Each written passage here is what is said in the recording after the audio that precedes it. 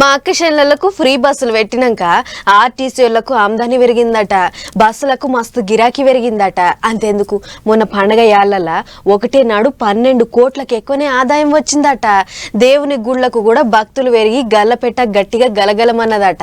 అయితే అంత మంచిగానే ఉన్నది కానీ ఫ్రీ బస్సుల మీద కిరికిరి మాత్రం ఇంకా ఓడుస్తలేదు. ఫ్రీ బస్సులు తీసేయాలని ఇప్పటికీ లొల్లులు అయితేనే ఉన్నాయి.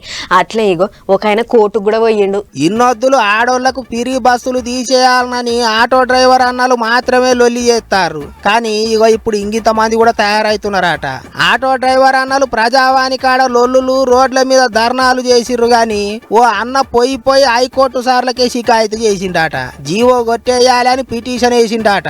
ఇక మరి ఫ్రీ బస్సులతోని ఆటో డ్రైవర్ల కంటే ఆమ్దాని తక్కువ అవుతున్నదట. అందుకు లొల్లి చేస్తున్నారేమో. మరి ఇక పిటిషన్ వేసిన ఆయనకి ఏం తిప్పలు వచ్చింది అని అంటే ఫ్రీ బస్సులు చేయబట్టి అక్కచెల్లెండ్లు పనున్నా లేకపోయినా ఎక్కి తిరుగుతున్నారు అన్నట్టు రాసిండట.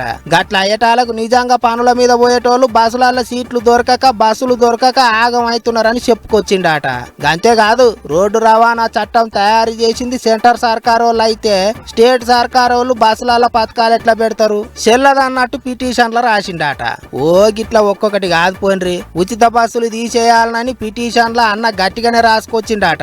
ఇంకో ముచ్చటేంటిదంటే ఆడోళ్లకు మాత్రమే ఫ్రీ బస్సు పెట్టుడు అనేది మగోళ్లను తక్కువ చేసి చూసుడే అన్నట్టు రాసిండట. టికెట్ కొనుక్కొని తిరిగేటోళ్లు సీట్లు దొరకక నిలబడుతున్నారు.